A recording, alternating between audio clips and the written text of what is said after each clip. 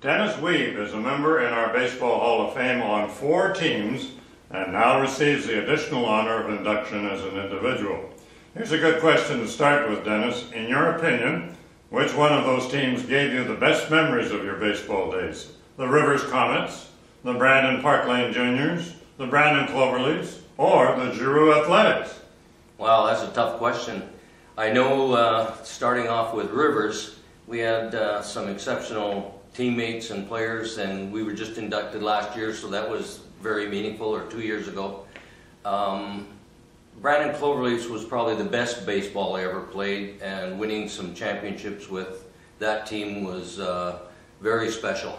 You know, I played approximately 20 years though with the Giroux A's, and the Canadian championships and Manitoba championships, and some of those times were just unbelievable, and we still get that team together, not to play ball anymore, but we have a good little golf tournament.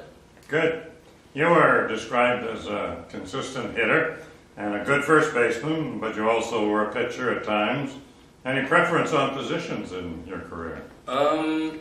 Probably felt more comfortable playing first base. Pitching, I threw a few games when I was a kid, and a couple times when Hodge wasn't available with the Cloverleafs, and Irv definitely felt we needed a left-hander going. So, but I felt most comfortable at first base. When you were pitching, you developed an effective Wiebe pickoff. Tell us about that move to first base. Oh, yeah, there's some good stories about that. I remember we were playing, I think it was as late as 2000, and we were playing in a Canadian championship in Regina.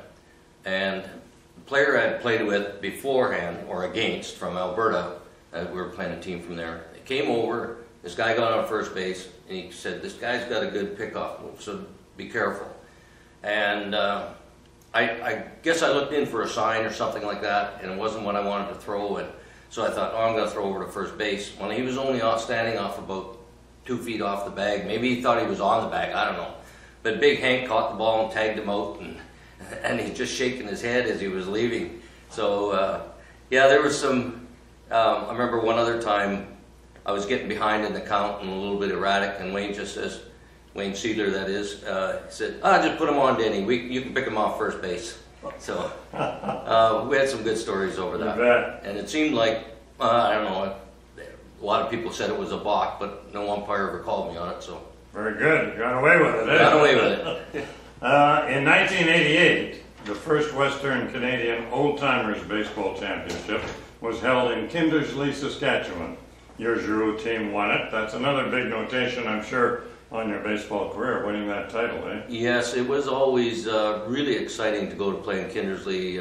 Beautiful groomed fields, lots of good, knowledgeable fans, and we always look forward to going there. I don't know how many times we went, but 88 was pretty special. That was a talented team we had. We finally got all of the guys able to go. Right. Mind you, as you get older, you have family commitments and things like that, so it's sometimes tough to get everybody there. Exactly. But you and Wayne Seidler, or Seidler, I guess, really combined in pitching a no-hitter in that Old Timers tournament, with only one walk away from a perfect game, so that was special. yes, yeah, that game, actually I think that was Saskatoon we played, and I think the first guy got a hit off me.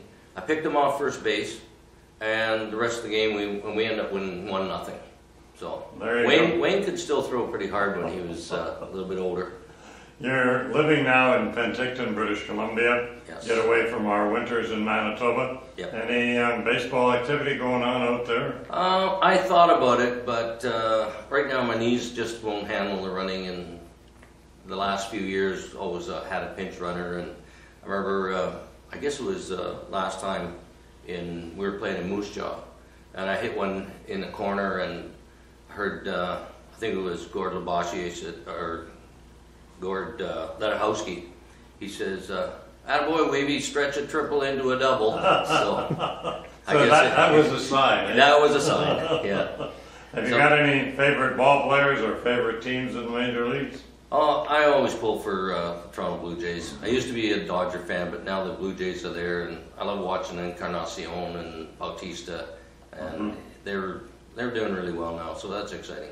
And of course, Ari Dickey throwing his knuckleball, which I threw quite a few of, so I know how sometimes it can be very effective and sometimes it can be pretty flat. When it's flat, it doesn't go very well. So you have any special feelings about going into the Baseball Hall of Fame? Oh yeah, it's really special to get this kind of recognition. I'm so thankful that they started this a long time ago, the Hall of Fame members and all the hard work that they've been doing on it. It's really neat to get back together. I just saw Jerry McKay and Al Robertson and Morris Mott and see a whole bunch of faces from the past. It's really special. It's very humbling, and I'm very proud to be here. That's great. Any regrets about what you did along the way in baseball? Probably sometimes baseball took over some of the summers and didn't do what you could have done or whatever, but not really. I mean, when I was a kid, we were playing Little League. I'm sure we played 90 to 100 games in a summer, going to every tournament available, and so that part of it's good. No regrets at all.